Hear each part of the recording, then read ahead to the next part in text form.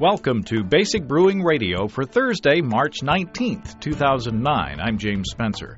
Here at Basic Brewing Radio, we're all about home brewing. But this week we talked to home brewer Kai Troester about all-grain efficiency. Not just about the efficiency going into the brew pot, but about the efficiency of the conversion happening in the mash tun. How do you measure it, and what does it mean to your beers? If you're new to home brewing and would like to get into the hobby for the first time, check out our website, basicbrewing.com, where you can find archives of our audio and video podcasts and our DVDs to walk you through both basic and more advanced brewing techniques. And you can follow me on Twitter, my username, Basic Brewing, all one word. And you can find me on Facebook. My username there is Basic Brewing James. And we also have a Basic Brewing Radio and Basic Brewing Video page on Facebook. And if you become a fan of the show there, I'll be sending out occasional notices when our shows are posted. Our 2009 Brewers logbooks are still in stock. They're still going out the door, but I got a little overambitious in ordering them this year. So you can check them out on our online store, basicbrewingshop.com. And thanks again to everybody clicking on the Amazon.com associate link on our basicbrewing.com site. Whenever you think of Amazon, think of us and click on our associate link first. It won't cost you any extra, and you'll be helping us bring you this show. We appreciate your support. Well, Kai and I have a lot to talk about, and I want to get right to it. But before I do, I want to mention two places where you can hear some fun and interesting interviews coming from the recent Philly Beer Week up in Philadelphia. Jeff from Craft Beer Radio attended events over there, and you can find his stuff at craftbeerradio.com. Also, I heard from Rocco of beersoflegend.com, and he's captured some good material there, too. So check out those two sites to see what you've missed if you're like me. And if you didn't miss it, if you were there, you know, you'll enjoy it too, I bet. You can gloat while you're listening. Philly Beer Week sounds like an incredible event. You could check out craftbeerradio.com and beersoflegend.com. Now let's jump right into the interview with Kai. We talked about mash efficiency before on this program, but I found the approach that Kai has to be very interesting. Not only measuring efficiency as it comes out of the mash tun, but going one step further and going inside the mash tun beforehand. Well, Kai Troester, welcome back to Basic Brewing Radio. Oh, thanks for having me back, James. Yeah. Well, I've gotten good feedback from your previous appearances, and I enjoy talking to you, enjoy the information that you give us, so I appreciate your taking time again. Well, glad I can help. Well, we have talked on this show before about efficiency, mash efficiency, but you wanted to revisit it. What's the kind of approach that you're taking on the topic this evening? Well, when I did my mashing experience, the ones that had results for efficiency and attenuation, and thought about the whole process of mashing and lautering a little more, I realized that it's actually two different processes there. There's the mashing and there's the lautering. And I was able to just come up with a way of measuring the efficiency contribution that each of these processes has separate from each other, so that you can actually determine whether or not your problems of having a low efficiency comes from the mashing side or the lautering side of your brewing. So you can get a better picture of what's going on in your mash tun, and if you find some problems, you can better address them. Rather than packaging all of that into one lump, you can be more kind of granular. Right, and it's not so much. It's also good for brewers who don't have problems. It's just do it once or twice to take these measurements and show yourself that, okay, that's what I'm getting. In order to get a better efficiency, I would have to jump through hoops that may not be worth the effort, or that in order to get better efficiency, I may have to sacrifice quality. So just to make you feel better about what efficiency you're getting from your system. Yeah, it's always good to have a benchmark in any of your processes like this. So I guess we should start basically and ask, what is efficiency? What are we talking about? So the efficiency is the ratio between the amount of extract that we have at a particular brewing process stage and the extract potential that the ingredients had. So it just basically means how efficient did we use the ingredients in brewing, and in particular this talks about how efficient did we use the malts or adjuncts that went into the mash. And when we talk about extract, we're talking about essentially the sugars, right? That we're taking out. I may use extract and sugars interchangeably. And extract is a more general term. It actually refers to the collection of all non-water wort constituents like sugar, proteins, glucanes, minerals, and all that. And you say that that there are different stages in the process where efficiency can be measured, right? Right. Commonly, brewers would measure efficiency like either going into the boil kettle or at the end of the boil kettle or in the fermenter. So these are the differences that exist between the efficiency definitions that are out there. And big commercial brewers, they're also interested in the efficiency going into the bottles, because that's what they can actually sell. Mm-hmm. But when we are discussing efficiency, especially to troubleshoot efficiency, I would like to focus just on the efficiency into the boil kettle, because the subsequent losses to efficiency are quite obvious. You just have to look at the bottom of your boil kettle after you transfer to the fermenter to see how much wort you're actually leaving behind, because that is an efficiency loss, or how much beer you're leaving behind if you rack to the bottling bucket or just between fermenters.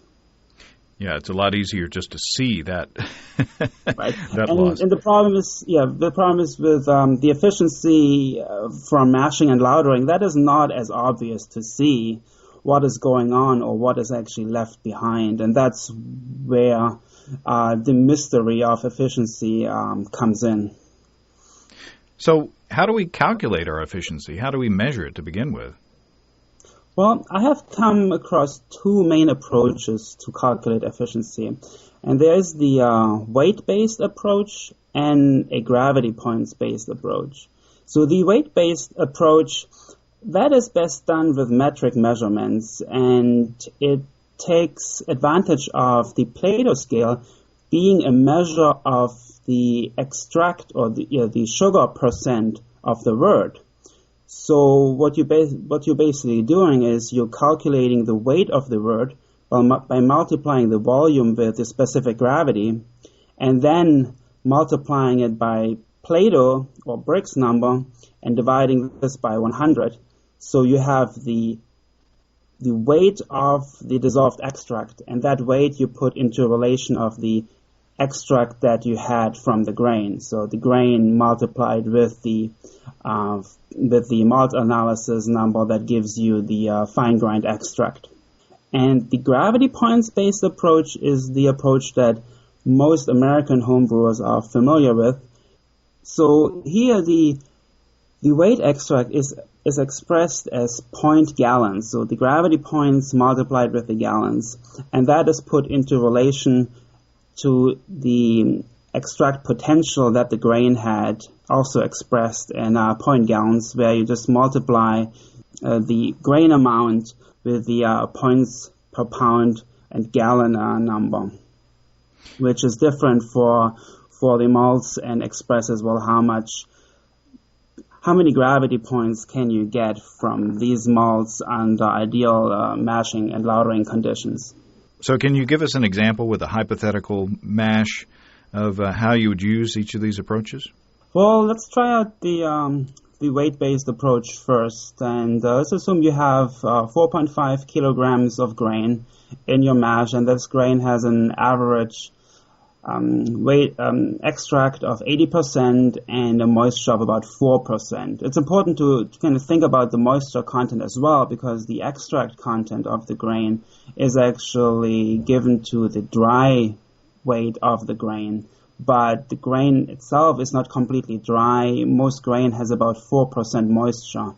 So that has to be discounted from the extract potential. And we assume that we ran about 25 liter of wort into the kettle, and that wort is at about 100 degrees Celsius right now, so it's just about at boiling, or it's at boiling. And we measured a strength of 11 Plato or 1044. And to calculate the efficiency now, you would first correct these 25 liters for the temperature of the wort, because the wort has about a 4% expansion over room temperature. So 4% less of 25 liters is 24 liters. So you multiply these 24 liters with the specific gravity of the wort, it's 1044. And then you multiply that with 0.11, which is the 11 Plato divided by 100. And then you divide that by the extract amount that is in the grain, the theoretical extract. And that would be the 4.5 kilograms multiplied with 0.77 for the corrected extract content. And once you then divide both the extract in the kettle and the extract in the grain, you'll get to 80% efficiency. So how would we approach it from the gravity points based approach? So for the gravity points based approach, you would calculate the potential gravity points that the malt can contribute. And in this case, let's assume we have 10 pounds of base malt with about 36 points per pound and gallon. And that gives us 360 points. And in the kettle, we have 7 gallons at 1040. And the 7 gallons, I assume that is already corrected for temperature, like it would be the case when you measure it after chilling. And let's assume that we have 7 gallons and that's at 1040. So we have 7 times 40 points. So that would give us 280 points that we actually got into the kettle.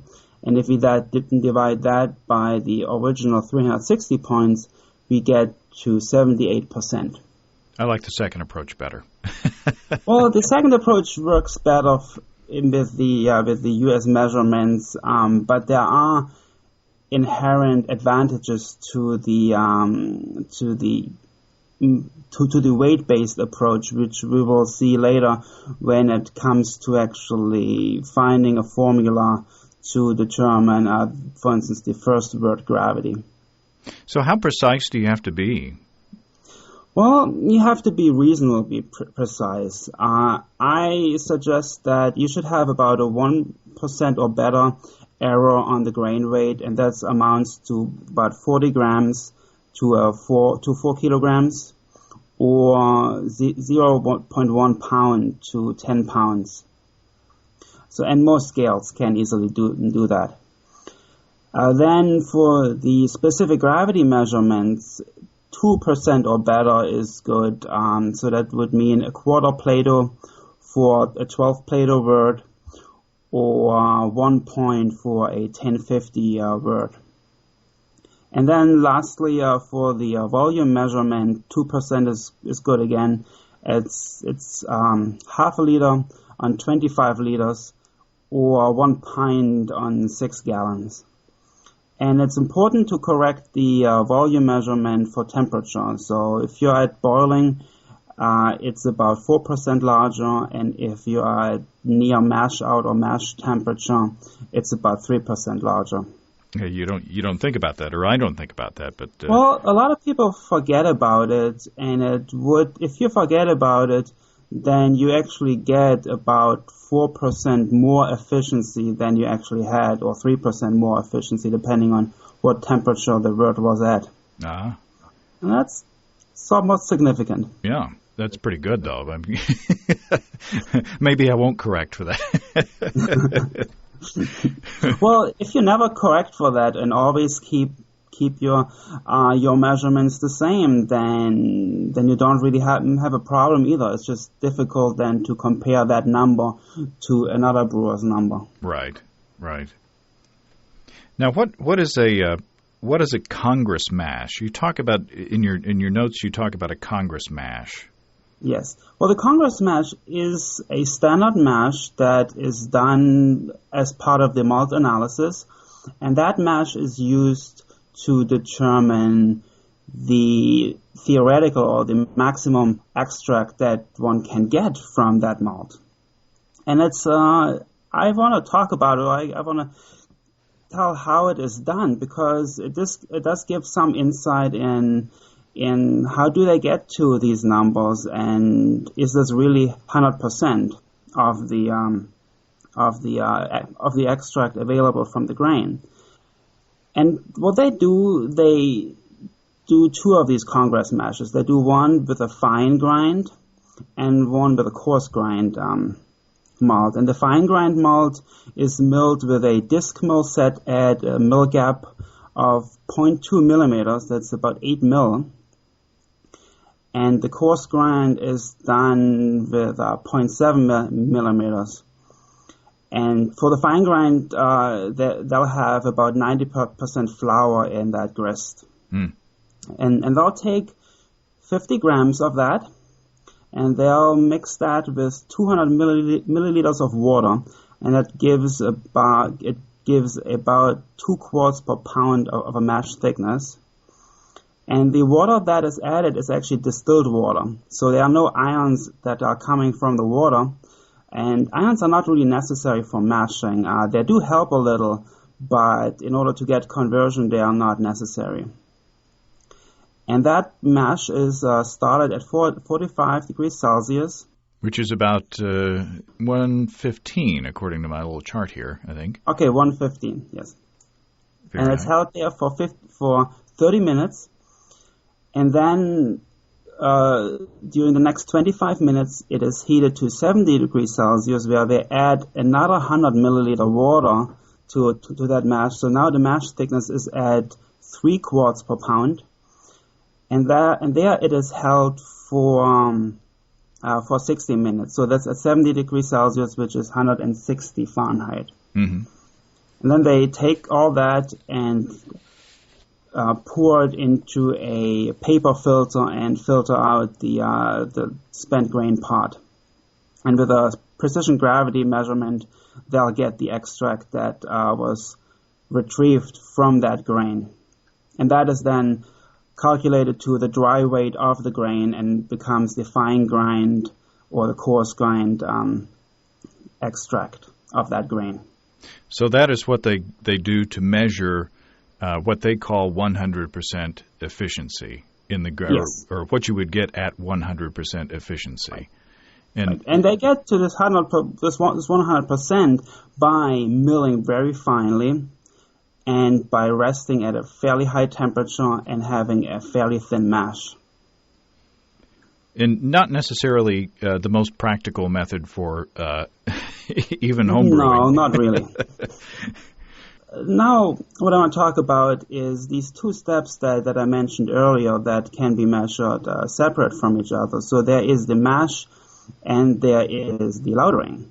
So the efficiency that you get from the mash I call conversion efficiency, and the efficiency you get from the lauter is the lauter efficiency. And the product of the two gives you the efficiency into the kettle.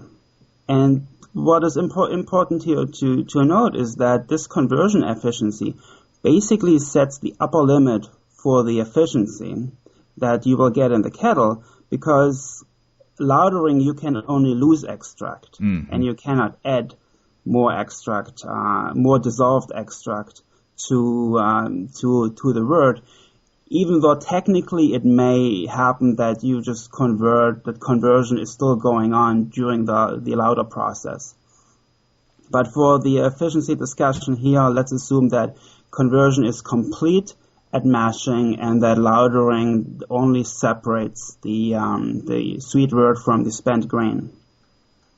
So at the end of your conversion rest, what you've got in there is your wort, and it's mingled amongst all the grain. And what you need to do is get that out of there as efficiently as possible with all those sugars intact.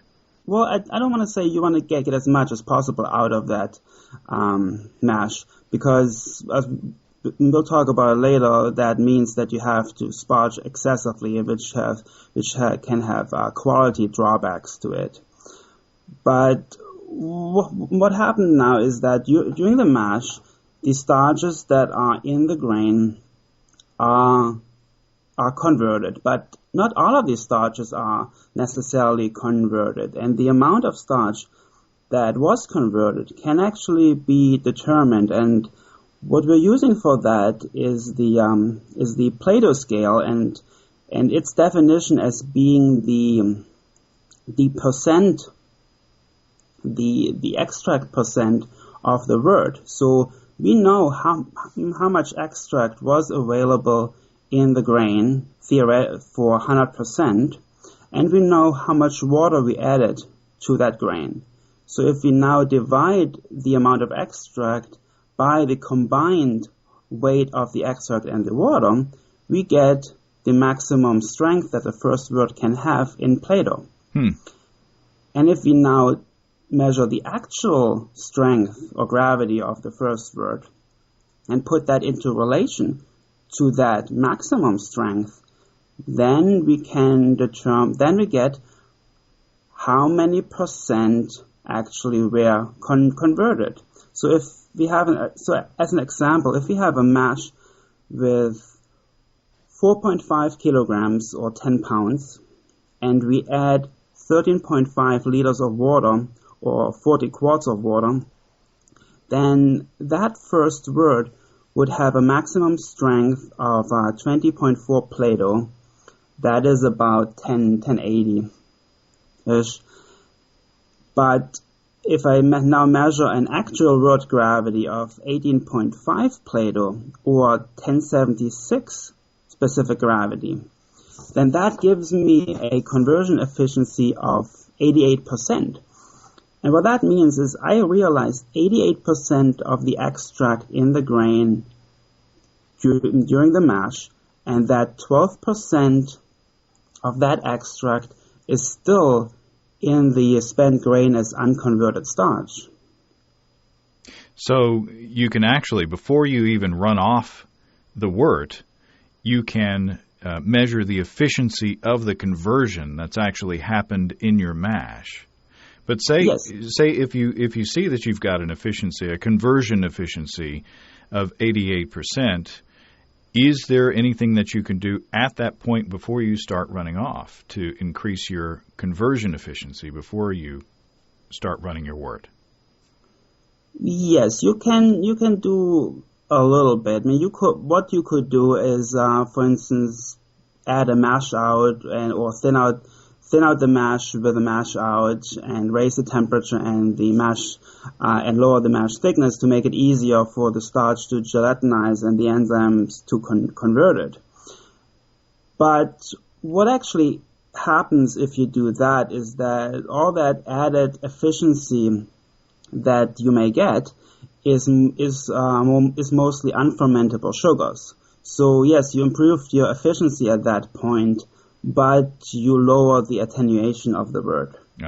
So it is a little tricky to really take action on this number right away, and it's more designed to be actually just be noted and then later to be looked at and say, well, maybe what can I just improve in general in my mash such that I'll get a better efficiency without having, for instance, to go to a mash out step.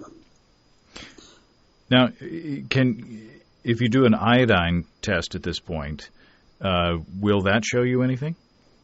Well, the problem with the iodine test is that it actually only shows you unconverted starch that is present in the liquid. And that an iodine test should always be negative at the end of mashing. Even if you have unconverted starch still in the grain, you don't want unconverted starch or very large dextrins to end up in the boil kettle, because they may later contribute to a starch haze. But what I actually noted when I did my mini mashing experiments, and I also noted the very poor efficiency I got there, I looked at the spent grain, and especially at the grits of the spent grain, and some of them had still white centers. So I cut them open with a knife, and I looked and said, wow, there is still starch in these larger pieces of grits in there, and that is the starch that was not converted and the starch that is not contributing to your first wort gravity. So that's where the loss is. Is that an indication that the gap on your mill is too wide? It is an indication that the gap is too wide, or is an indication that other mash parameters were not good enough for the enzymes and the whole mashing process to just convert that starch in the given time. Ideally, you want to mill as finely as possible, because that makes it so much easier for the enzymes in mashing, and that would make mashing so much faster. But it's not practical, because that would mean that it's really difficult for you to lauter unless you have something like a mash filter that some big brewers have, or unless you use the Australian method of brew in a bag, where they use a very fine mash bag as the filter, and they can crush very finely because they are not really relying on the grain to set up a filter bed. But if you use a Lauter ton, then you want to make sure that you don't crush too finely, because then you may get a great conversion efficiency, but you may have problems getting that wort out into the boil kettle. Now, before we get too far down the road, I did ask for questions on Twitter, and we did mention the iodine test. And Ben from Albuquerque, New Mexico asked, could we walk through the steps to perform an iodine test? And I think we talked about that before, but just in case someone is tuning in for the first time here, we might want to walk quickly through the steps of what exactly an iodine test is. Well, an iodine test just means that you mix a sample of wort with an iodine solution. An iodine solution you can easily make by diluting some iodophor or get some iodine tincture from the pharmacy. And traditionally, you would put that you would put some wort onto a white saucer, and you would add some iodine to it, and you would look if that wort actually turns color, if it takes on a dark purple color, or which is an indication of starch being present, or more a reddish color, which means that starch is not so much present anymore, but there's still a lot of large dextrins in there. I have changed to actually taking my iodine test on a piece of chalk. So all you need is some sidewalk chalk, or some piece of drywall, and you just take one drop of wort that you can easily sample with the probe of your thermometer, and you add one drop of iodine to it, and then you can very clearly see if there is any color reaction between the iodine and the wort. And ideally, you want to make sure that there is no color reaction, that the yellowish color of the iodine is not changed where the drop of the wort was. So you can use iodophor for that as well as iodine Yes. that you'd get from the pharmacy or grocery store. That was a question that someone had asked me the other day, and I wasn't sure. I thought you could probably do that. But Tim from San Francisco asks, what are the variables that most affect efficiency? So in conversion efficiency, what are the factors that we're looking at? Well, if you're looking at the regular mashing factors that we already talked about in the attenuation show, and that would be the crush, the temperature, the time, the pH, the diastatic power of the malt, the mash thickness, and also the type of mash or the mash schedule that you chose. And what is interesting to note when you look at these factors and think of, well, where should they be? There is the principle of good enough when it comes to efficiency. And that means that the malt has enough enzymes to convert more than the starch that it actually has in it.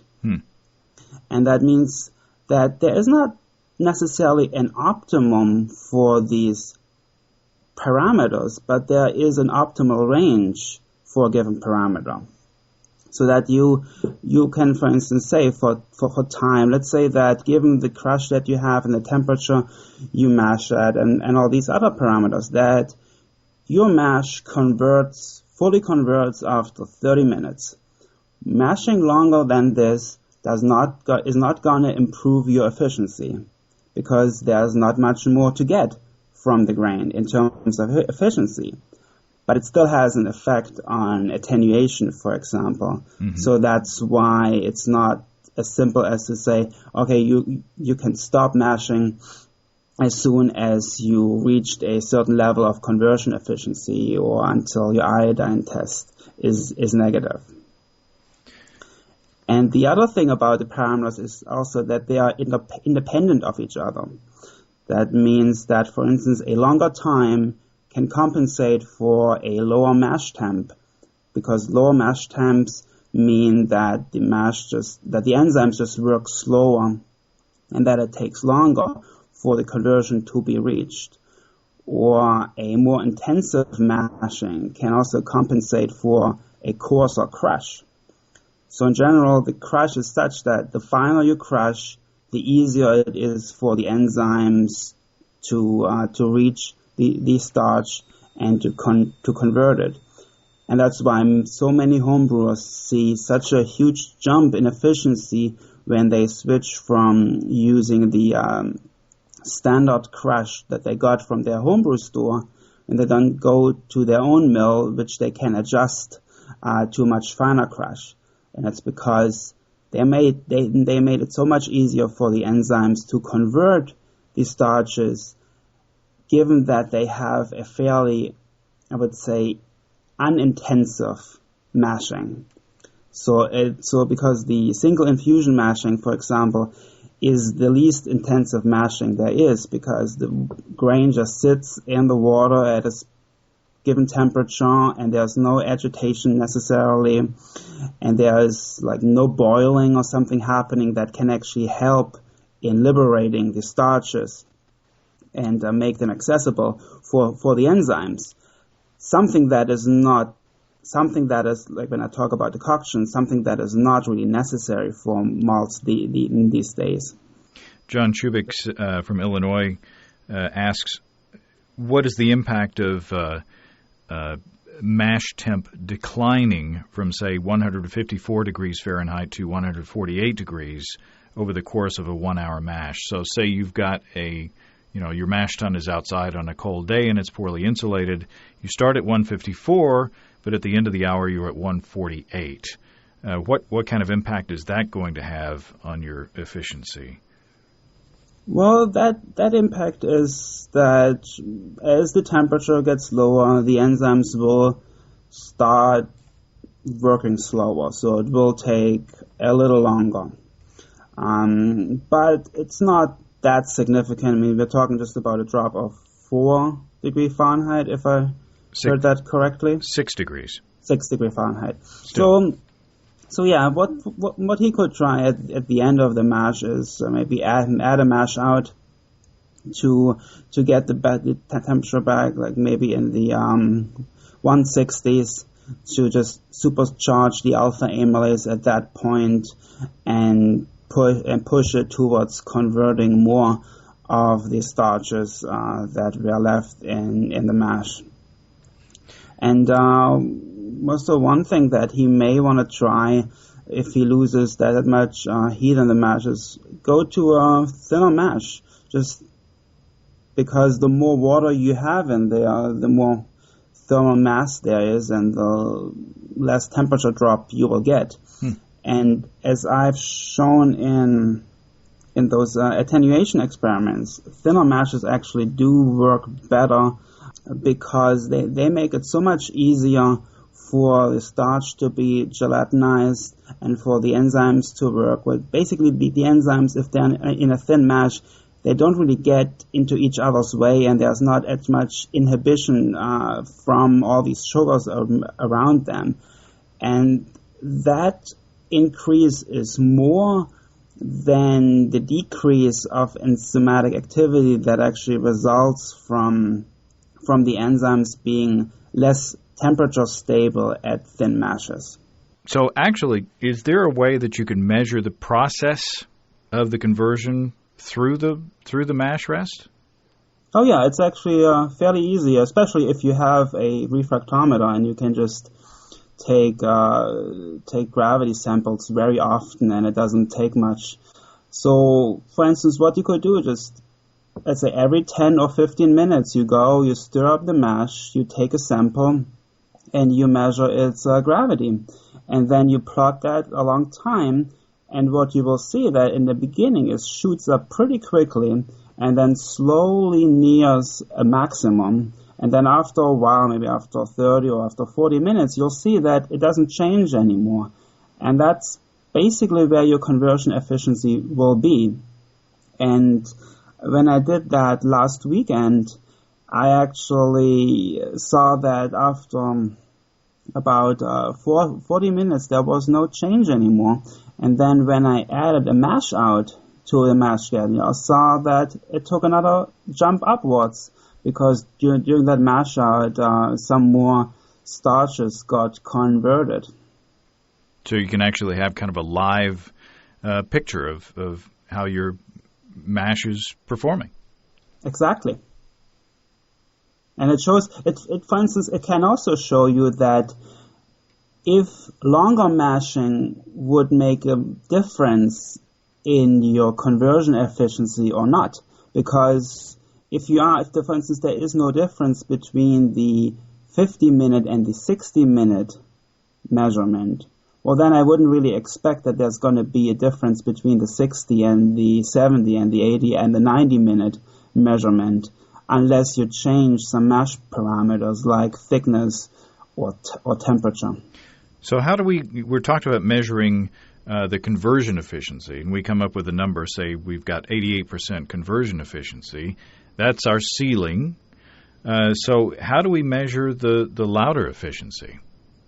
Well, the Lauter efficiency can be measured by measuring the extract that is still trapped in the spent grain after the wort was run off into the kettle. And for that, I suggest a method where you fully drain the mash into either the kettle or a separate vessel that you can measure the volume of that wort.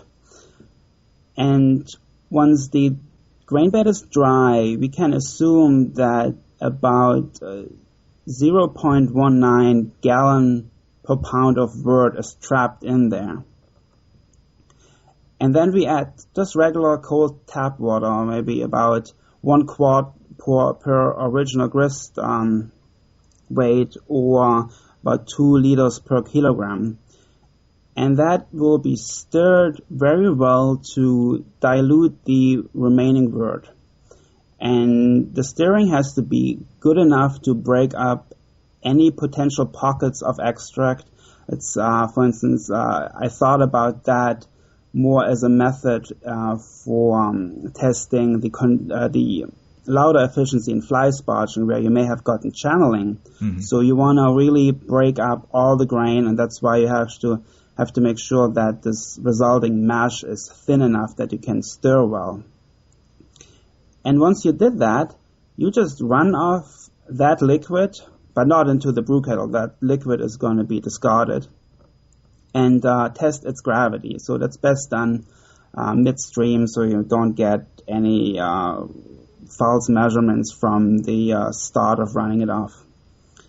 And then you can use the table that I have on my webpage, and also made an Excel spreadsheet in which you can put these numbers in, and you can look up how much extract was actually still in that wort, or basically what you would be most interested in how much efficiency did you lose in the grains. And you also measure the volume and the gravity of any wort that you didn't run into the kettle, but that you drained from the Lauter tun before you added that test water. And that efficiency is also a loss that is present in this in that wort. So that sounds like an answer to the question from Tim in Audubon, Pennsylvania, who said that his wife and I only collect the amount of wort needed for the boil and leave a lot in the mash tun. He was asking, how do we calculate efficiency to better optimize our grain usage? He says we assume 68% and collect 6.25 gallons, but the runoff is usually at 5 to 9 bricks when they stop. So they are leaving a lot in the mash tun, and by using this method that you just talked about, they can measure how much they've lost, essentially. Yeah, they just should run off whatever is still in there that runs off until the grain bed is dry, and measure that volume and gravity, and then do this testing of the spent grain, and plug these numbers into the spreadsheet I made, and at the end it will give you a list of what did you lose in the mash, what did you lose by not running all of the wort into the kettle, and what did you lose in the grain itself. So what are the factors that affect Lauter efficiency? So in lautering, there are two separate approaches. There is the batch sparging and there is fly sparging, and they are affected by different parameters. Well, batch sparging is actually the easiest and most reliable way of lautering because it does not rely on dynamic processes like fly sparging. And in batch sparging, the larger the grist is, or the more dead space you have, the lower the efficiency will be. And that basically means the more wort you leave behind after each runoff, the lower your efficiency is. The more runoffs you make, the higher your efficiency will be. But, for instance, going from 2 runoffs to 3 runoffs only gains about 3 to 4%. Going from 3 runoffs to 4 runoffs gains just 1%. So the returns are quickly diminishing. And when I say that you go from 3, for instance, to 4, that also means that because, you have the same boil volume or the same water use, like each of these runoffs has to be smaller. Mm-hmm.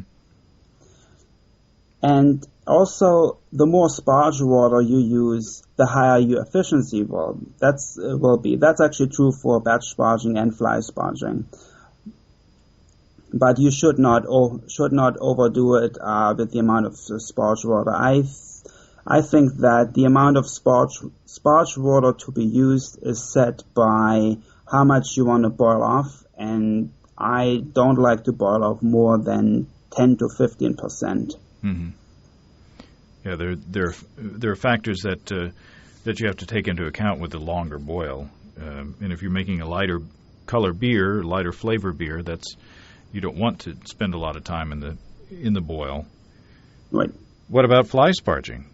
Well, fly sparging, your problem is mainly the channeling, which is pockets of poor extraction versus channels of very good extraction. And those are more likely in dense grain beds and fast runoffs. And the problem there is that basically the more the grain bed restricts the runoff, the more of a pressure gradient you get between the top and the bottom, and the more compelled the wort feels now to collect into just channels that may open up in the grain bed. So you may have to, for fly sparging, you may have to use a coarser ground grist in order to just keep the grain bed fluffy enough such that the wort can run through more easily and more evenly, which is important. I think of it like, I think of water or wort in this instance like electricity, and electricity is going to find the quickest, easiest way to ground, essentially. Yes, and that's actually the same effect here, that if the resistance of two paths is the same, then the flow through both paths will be the same. But if the resistance of one path is just a little bit less, then actually you have quite a bit of flow being diverted through that path instead of the other path. Mm-hmm. And but when it comes to the efficiency between batch sparging and fly sparging, while batch sparging is more reliable in its efficiency and not as affected by things like runoff speed and grist and the how coarse the grist is, it has an inherent efficiency limit that is basically set by the amount of water you use and the size of your grist. It's basically, it depends on how much water you have and how much wort or water do you have to leave behind for each step. Mm-hmm. Whereas fly sparging doesn't have this limitation, really. And fly sparging, because you basically pushing out the gravity wort, the higher gravity wort, and replacing it with water. So theoretically, you could get all of it out, but it doesn't really work like that. So even the fly sparging, you generally leave about 5 to 10% behind. And what is the stopping point? I mean, I've heard several numbers for the gravity of the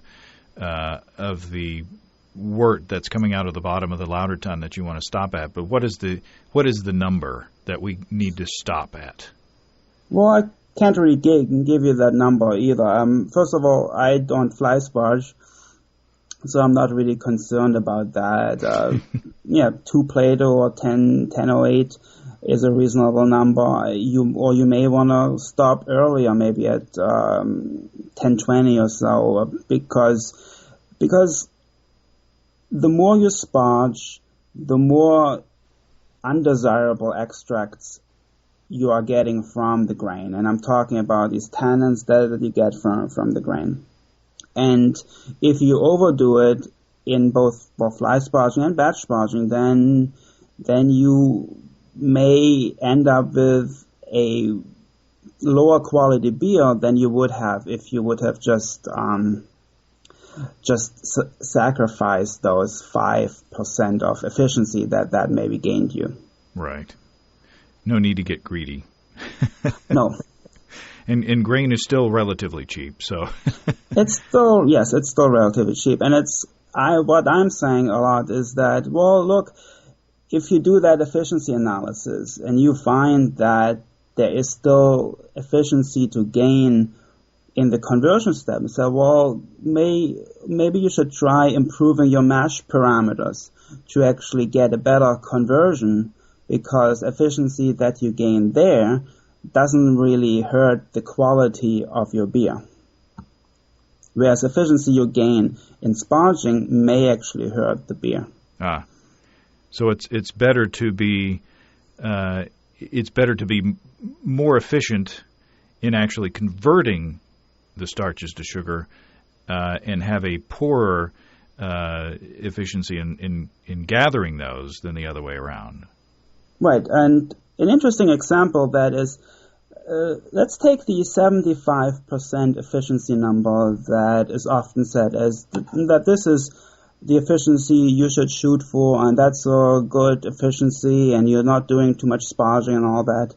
Well, I can get to the 75% by having about 78% conversion in the mash and a Lauter efficiency of 95%. That 95% means that I'm actually doing a very very good job loutering the efficiency out of the grain, but it also may mean that I have oversparging. Whereas if I would have about 95% conversion efficiency and about 79% lauter efficiency, well, that means that I'm actually leaving a lot of extract behind in the lautering step, and that I really don't do oversparging of the grain. I mean, 79%, that's an efficiency I could get. 79% lauter efficiency is an efficiency that I can easily get with no sparge brewing. And there, people say that kind of brewing gives you the best quality wort. So that's something to be said about the 75% that are thrown out, that you could get there different ways. Overall, what would you think or what would you say is the most important component to think of in this conversation? I mean, is that it? It's don't be too greedy to get the most sugars out of your wort. Go for the better quality beer, and maybe leave some sugars behind. Yes, that's what I say. It's not so much about trying to get your efficiency up as much as you can. It's more about understanding of where are you losing efficiency, and if you wanted to improve your efficiency, well, what would the trade-offs be that you have to make?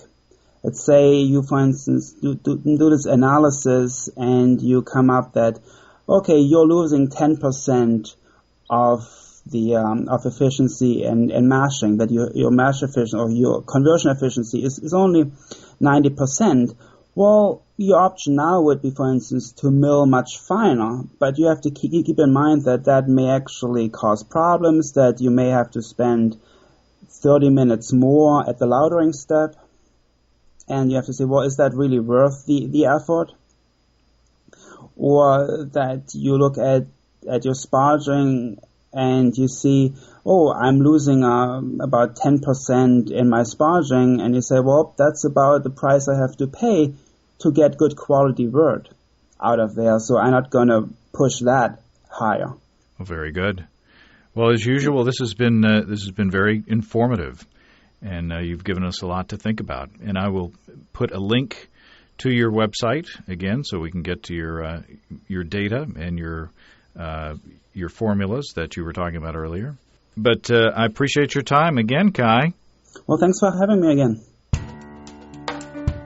Well, thanks again to Kai. You can find links to his site in the description of this episode on basicbrewingradio.com. There you'll find detailed information and the spreadsheet that you heard Kai mention before. So you can find out, how efficient are you, really? Remember, we've got the Brewer's Logbook and our new Basic Winemaking Introduction to Wine Kits DVD out there on our online store. And if you have questions, show suggestions, or just want to say howdy, write to james@basicbrewing.com, or just fill out the contact form on basicbrewing.com. And please don't forget to tell us where you're from, and check your email address. Make sure that I can get back to you. You can check out our other DVDs, Low-Tech Lagering and Decoction Mashing, and Stepping into All Grain, and Introduction to Extract Homebrewing out on our site. We've got combo deals to save you a few bucks there, too. And you can see a listing of the fine folks across the country who sell our DVDs on basicbrewing.com. And if there isn't a vendor in your area, you can order it online in our online shop at basicbrewingshop.com. We've also got shirts. It's getting warmer up here in the Northern Hemisphere. And also, thanks to everybody who's continued to click on our Amazon.com link. We appreciate the support there. Our featured products this week that were purchased through the link are Hardcore Zen, Punk Rock, Monster Movies, and The Truth About Reality. And 1950s Easter Retro Candy Gift Box. Hope it wasn't actually manufactured in the 50s, but that sounds like fun as well. And somebody bought a new Kindle, a Kindle 2 from there, which is extra fun for us because it's like a 10% commission on that. So thanks. Appreciate it. I hope you read lots of good books. I guess that's it. That's all until next week. Until then, thanks for listening. I'm James Spencer. Production help for Basic Brewing Radio and our website is provided by Kelly Dodson down in Austin, Texas, where I will be this weekend. So check Twitter. Just seeing if you live in Austin and you listen all the way to the end. But I'm hoping to make some time to get down to the Ginger Man down there, drink some beers, and maybe link up with some of you guys down there. So check Twitter and Facebook, and I'll let you know. Basic Brewing Radio is a production of Active Voicing. We'll talk to you next time, everybody. So long.